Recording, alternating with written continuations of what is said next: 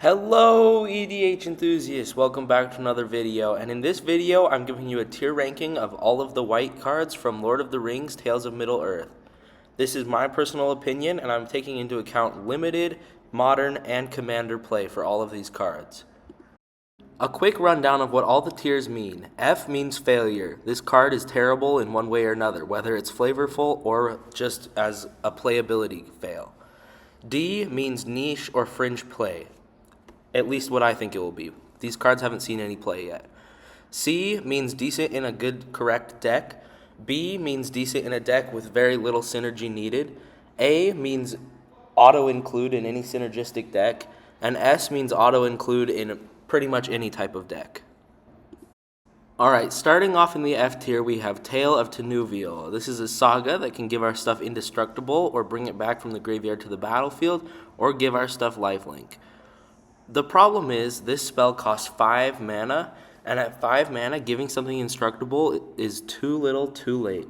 By then, your best stuff to cast for 5 mana, you can get a lot better things than this lame, underpowered saga.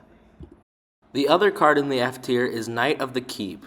I'm glad they're bringing vanilla creatures back, but a 3 mana 3/2 is just way too bad for the current format. Especially this being a modern set and not in standard, this is not good enough for modern.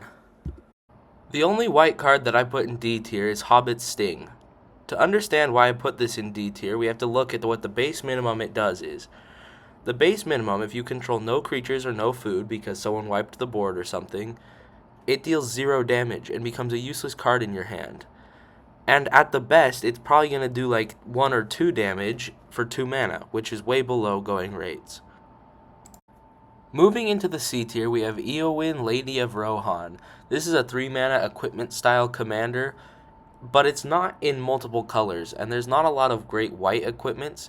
I can see this seeing some play in all of the formats available, but I don't see it seeing a lot of play in commander, modern, or limited.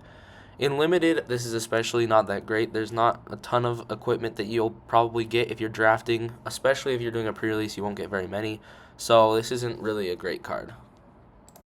Also in C tier is Landroval Horizon Witness. At 5 mana, I don't see it being powerful in Modern, and its ability isn't strong enough to make a good commander, but I do see it being very good in Limited.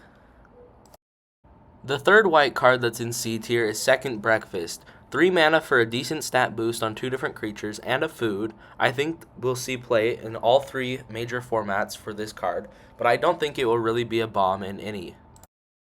And the fourth and final white card in the C tier is You Cannot Pass. This is a great 1 mana card, but I think it will only see play in Commander, not seeing a lot of play in Modern or in Limited. I might get some hate for this first card in the B tier, but I decided that Bill the Pony deserves to be in B tier. When it enters the battlefield, it creates 2 food tokens, but a 1/4 that can assign damage with its toughness sometimes is just not good enough to be in a higher tier, in my opinion. This is really good in like an Arcades deck for Commander, but I don't see it seeing play anywhere else. Another fan favorite that I'm putting in the B tier is Eagles of the North. This is just too high costed in my opinion. The plane cycling will make it good and limited, and it might see some play in Commander, but I don't see it being very popular in Modern. That's why it got a B tier. Next up in the B tier is one of my favorite characters in Lord of the Rings, but just didn't cut it as a card. This is Faramir Field Commander. This is a 3/3 human tribal commander that also wants the ring to tempt you, and creatures to die, and you to be drawing cards. So I just feel like it's too spread out to really make a good commander or modern staple. But I do believe it will be a good card in the 99 of most human tribal decks. I had a hard time placing Protector of Gondor because we've seen this effect many times, and I'm just not sure if it's really good. 4 mana for a 3/3 and a 1/1 seems like a pretty good rate, but I haven't seen that kind of effect played a lot in Commander or Modern. I do believe that this has some potential in Commander because there's a lot of human tribal support, but I decided to put it in the B tier because I just haven't seen it played that much.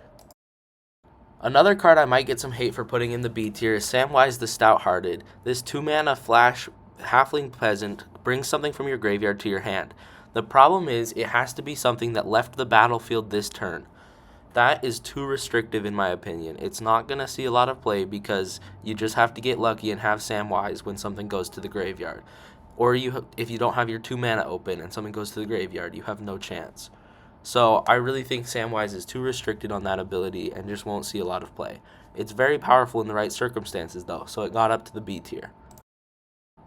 Also in the B tier is Took Reaper. A 2 mana 2/1 with upside just seems like a pretty mid card. Not worthy of S or A, but also not bad enough to be put in anything lower. Next up in the B tier is Westfold Rider. This is a 2 mana 3/1 that can be sacrificed to destroy an artifact or enchantment. If this could be activated not as a sorcery, I would definitely have put this in the A or maybe even S tier. It would help people to not want to block it if they had an artifact or enchantment to destroy. But alas, it's in the B tier because it can only be activated as a sorcery. And the final of the B tier is Saradoc, Master of Buckland. This is a halfling tribal commander, yet it doesn't seem powerful enough to really get the halfling tribe out of the dirt and ashes where it is right now. Halflings aren't powerful enough to support this guy, and I just don't think he'll see enough play, but he's very powerful nonetheless. Moving into the A tier of white cards, we have Boromir, Warden of the Tower. This 3 mana 3/3 human soldier that wants to counter stuff that didn't get cast for its actual costs, and that allows stuff to get indestructible, is very good. I just don't know if it will really be able to be a commander or really is an auto include like Skrelv was, but I do think this is a very powerful card. Dúnedain Blade is a powerful white equipment that I think I'll be including in every single human tribal deck I build. That's why it made it to the A tier. It's pretty much auto-include worthy. Another common that I deemed worthy of the A tier is East Farthing Farmer. This is a 3 mana 2/3 that when it enters, create a food and gives everything +1/+1 for each food you control. This is guaranteed to give you at least 3/4 worth of power, and if you have more foods, which food are very common in this set, it could make one of your creatures absolutely huge. And at common, it will be a limited bomb. Eastmark Cavalier is a 2/2 human knight with vigilance for 2 mana. It doesn't even need the death touch ability to be good, but it adds that extra ability. If you're playing against goblins or orcs, it'll be really good.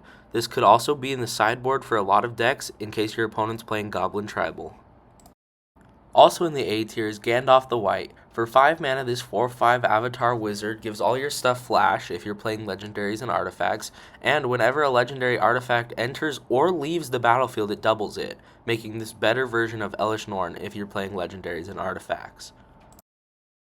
Lost to Legend is another A tier white card. It allows you to put a non-land historic permanent into its owner's library 4th from the top. This is especially good in Commander, where you know everyone will be playing at least one historic permanent in their deck. Shire Sheriff is a 2 mana 2/2 with Vigilance that allows you to sacrifice a token to exile target creature an opponent controls until it leaves the battlefield. This can help lock out someone from the game, and also if you don't have a token, it's still a 2 mana 2/2 with Vigilance. Also in A tier is War of the Last Alliance. This 4 mana saga allows you to tutor up 2 legendary creature cards to put in your hand. Legendary creatures are often the most influential parts of the game, and getting 2 of them into your hand is very powerful. Then it gives everything double strike and allows you to hit twice as hard. And the last A tier white card is Gandalf White Rider. The 4th rare Gandalf we got has Vigilance, and whenever we cast a spell, creatures we control get +1/+0 until end of turn. And we get to scry. And when it dies, we get to put it back into our library. This guy just keeps coming back, and he's a white version of Balmor. Moving into our final tier, the S tier, we got the Battle of Bywater. This is a 3 mana board wipe, and if you're playing small, it's a one-sided board wipe. And you create a food token for each creature that stays around. So if you're playing small, you'll get a lot of extra value out of this. Next up is Dawn of a New Era. This is a 2 mana enchantment that enters with a hope counter for each creature you control. Then, each upkeep, you remove hope counters and draw cards. This is premium card draw in white, and I really think it is the dawn of a new age in the white card draw. Next up is Flowering of the White Tree. This is a 2 mana anthem effect that gives all your creatures +1/+1, and if you're playing with legendary creatures, they get +2/+1 and have Ward 1. This is great because it doesn't only affect your legendaries and it doesn't only affect your non-legendaries. This is also amazing in Commander because your Commander is going to get a little bit of protection from this. Also in the S tier is Forge Anew. This 3-mana enchantment brings something back from your graveyard if it's an equipment, and allows you to pay 0 to equip stuff. With this being modern legal and there being Colossus Hammer in modern, I see this being very powerful.